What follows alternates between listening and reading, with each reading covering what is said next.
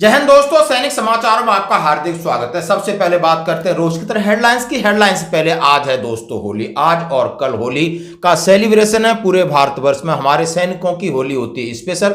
हम सैनिक जीवन चैनल से अपने तमाम व्यूवर्स और उनके परिवार को होली की शुभकामनाएं देता हूं। कभी सेफ होली। हाँ जी दोस्तों, खबरें करते हैं विस्तार से। यदि आप पेंशनर्स हैं, यदि आप फैमिली पेंशनर्स हैं, यदि आपकी बहुत सारी समस्याएं हैं, आपकी पेंशन कम आ रही है, आपकी पीसीडी बात नहीं सुन रहा है और आपके ईसीएचएस में प्रॉब्लम है, आपके रिकॉर्ड में प्रॉब्लम है, सीएसडी की प्रॉब्लम है, केएसबी की प्रॉब्लम है, आपके भत्तों की प्रॉब्लम है, आर्मी वेलफेयर प्लेसमेंट ऑर्गेनाइजेशन की प्रॉब्लम है, चिल्ड्रन एजुकेशन अलाउंस की प्रॉब्लम है और आपका किसी भी प्रकार की प्रॉब्लम है, पीएम स्कॉलरशिप की प्रॉब्लम है, सारी प्रॉब्लम का निदान एक जगह और जिसको बोलते हैं वेटरन सेल और DIAV, जिसकी मैं आपको 24 पेज की बुकलेट दिखाऊंगा, उनके नंबर दिखाऊंगा, मेरी बात हुई है वो बताऊंगा ताकि आप अपने घर बैठे उनसे बात कर सको व्हाट्सएप पे, उनके ईमेल पे। सारी चीज जितना मैंने जो चेक किया है वो आपके साथ शेयर करूंगा।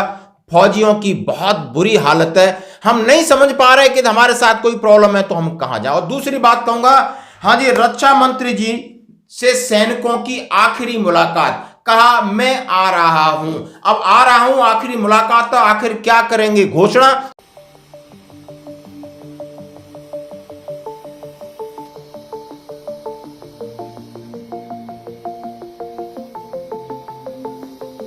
आज इसके ऊपर मैं जरूर न्यूज शेयर करूंगा, उन्होंने खुद क्या कहा है। दोस्तों खबरें करते हैं विस्तार से। सबसे पहले मैं आज आपको कुछ आप स्क्रीनशॉट देखिए जो आपके वीडियो पे इस पे दिख रहे होंगे। और ये कर्नल पी रमेश कुमार साहब ने एक लेटर निकाला और इस मैंने लेटर को पढ़ा और उसको मैं आपके साथ शेयर करना चाहूँ। भारतीय सेना के दिग्गजों के लिए, यानी सेना से सेवा मुक्त होने वाले पूर्व सैनिकों और पारिवारिक पेंशन भोगियों को सूचित करना। भारतीय सेना के दिग्गजों के निदेशालय दिल्ली में एक वीरांगना सेवा केंद्र स्थापित किया गया है। इसमें जो फौजी की पत्नियां हैं और पढ़ी लिखी महिलाएं काम कर रही हैं और उसके साथ एक एक्स-सर्विसमैन सेल, वेटरन सेल का ऑर्गेनाइजेशन किया गया है और ये है DIAV के अंडर आता है। इसके बारे में थोड़ा आप तसल्ली रखिए, एक एक चीज बताऊंगा, आप हैरान हो जाओगे कि नहीं, ये जानना बहुत जरूरी है। जिन लोगों को record office, pension, CSD, ECS संबंधित समस्याएं, वे इन केंद्र पर कॉल कर सकते हैं, व्हाट्सएप या ईमेल के माध्यम से अपनी समस्या बता सकते हैं। वे आपको एक टोकन नंबर देंगे, फिर वो आपकी समस्या को हल करने के लिए रिकॉर्ड कार्यालय, ECS, CSD, PCD को भेजेंगे आपको फोन, SMS, व्हाट्सएप और ईमेल के माध्यम से, और आपको वो रिस्पॉन्ड करेंगे, एक्नॉलेज करेंगे और बेरबड़ की सूचना देंगे। यह केवल एक्स सर्विसमैन और वीरांगनाओं के लिए है। पारिवारिक पेंशन भोगियों के लिए आप जो उनका फोन नंबर है वो 01125664100 और व्हाट्सएप नंबर है 9910964067 और ईमेल एड्रेस है diav.vsk@nic.in। भूतपूर्व सैनिकों के लिए भी सेम नंबर है जो मैं आपके साथ शेयर कर रहा हूं, आप देख सकते हो आराम से कि आप भूतपूर्व सैनिक हैं तो उसके लिए 9910610866 01125664200 और veterancell.army@nic.in। आप फैमिली पेंशनर्स हेल्पलाइन है और सर्विस पेंशनर्स की हेल्पलाइन है। हाँ जी दोस्तों, अब इसके बारे में थोड़ा हम ब्रीफ में आपको जरूर बताना चाहेंगे और आपका ये हक भी है और ये इफेक्टिव है। ये कोई ऐसा नहीं है कि बहुत पुराना है, आगे नहीं है, पीछे नहीं। आज मतलब आज छुट्टी है या छुट्टी के दिन या संडे के दिन आपने कॉल नहीं करना है, नहीं, आप सवेरे 9:30 बजे से और शाम के 5 बजे तक आप कॉल कर सकते हो। ये कर्नल रमेश कुमार साहब ने चिट्ठी भेजी है और ये इसकी मैंने साइड से कुछ स्क्रीनशॉट आपको निकालना है। आप ये देख सकते हो कि जो इनका है, आप veteranCell.army करके दबाते हो तो DIV आता है और इस तरीके के आपके पेज खुलते हैं और उसमें आप किस प्रकार की ग्रेवेंस डालना चाहते हो, किस संबंधित चीजों को समझना चाहते हो उसके ऊपर। साथ ही यदि आप पढ़े लिखे हैं तो मैं आपके साथ एक हैंडबुक शेयर कर रहा हूं। हैंडबुक 25 पेज की है।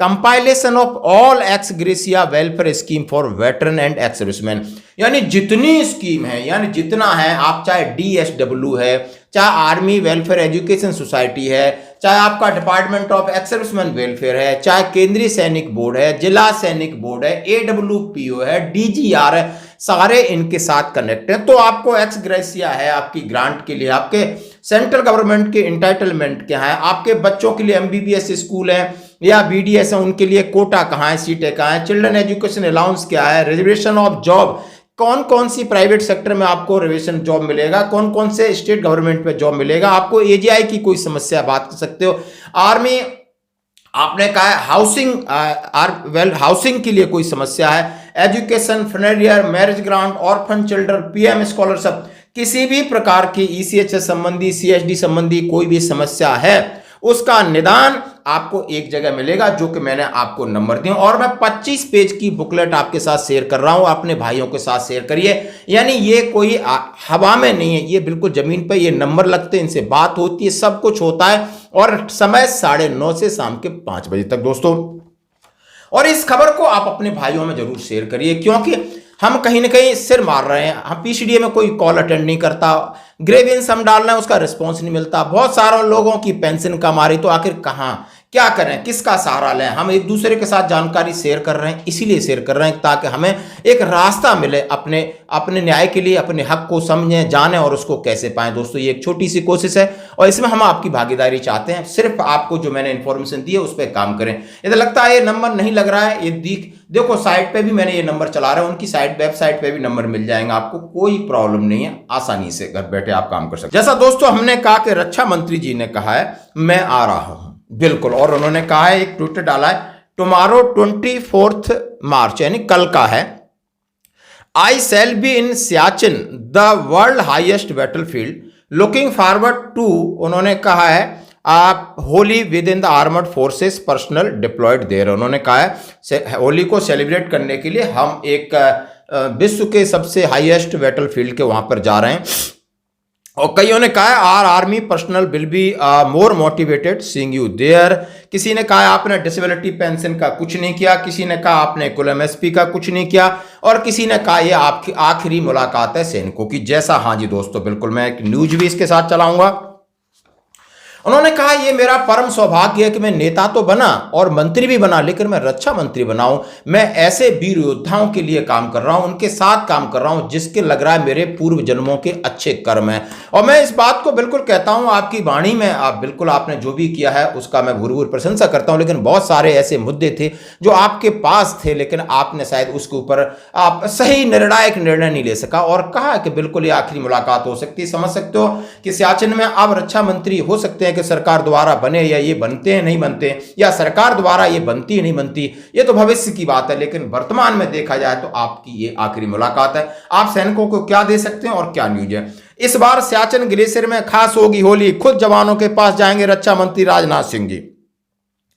सियाचिन में इस बार होली का त्योहार बहुत खास होने वाला, केंद्रीय रक्षा मंत्री राजनाथ सिंह सियाचिन जाएंगे, वहां तैनात सुरक्षा बलों से मुलाकात करेंगे और उनके साथ होली मनाएंगे, कुछ घोषणा करेंगे। उन्होंने कहा कि 2019 में रक्षा मंत्री का पदभार संभालने के बाद राजनाथ सिंह ने सियाचिन का दौरा किया था। इस दौरान उन्होंने कई अधिकारियों के साथ, फील्ड कमांडरों, जवानों से मुलाकात की।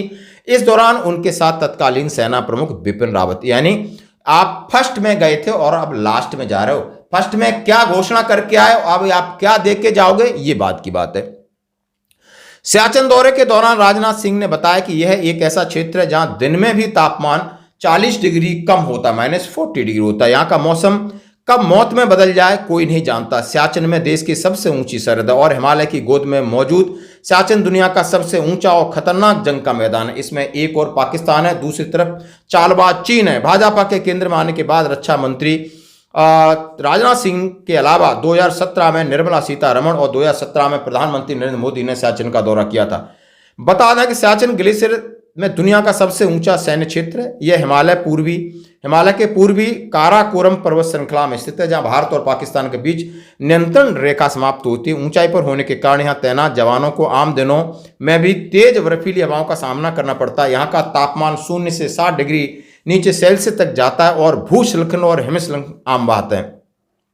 और दोस्तों जिस तरह इन्होंने कहा है कि यहाँ पर कब जीवन मौत में बदल जाए, तो बिल्कुल सर आप जा रहे हो, मैं आपको सैल्यूट करता हूँ आपके साहस को, लेकिन आप उनके साहस को जरूर बढ़ाना जो कि निरंतर हमारे भारत माता की रक्षा के लिए वहां पर इस विषम परिस्थितियों में डटे हुए हैं। यदि वो कुछ कहते हैं और यदि रक्षा मंत्री नहीं थे तो आपने आखिर क्या दिया सेना को, सैनिकों को? बहुत सारी ऐसी मांगे थी, वन पेंशन की मांगो, डिसेबिलिटी पेंशन की मांगो, कई चीजों पर किसी ने भी इसको प्रत्युत्तर यानी किसी ने सकारात्मक उत्तर भी नहीं दिया, किसी ने बात की सहमति भी नहीं जताई। ये हमारे सैनिकों का दुर्भाग्य। आज की खबरों में इतना ही, बने रही हमारे साथ। धन्यवाद।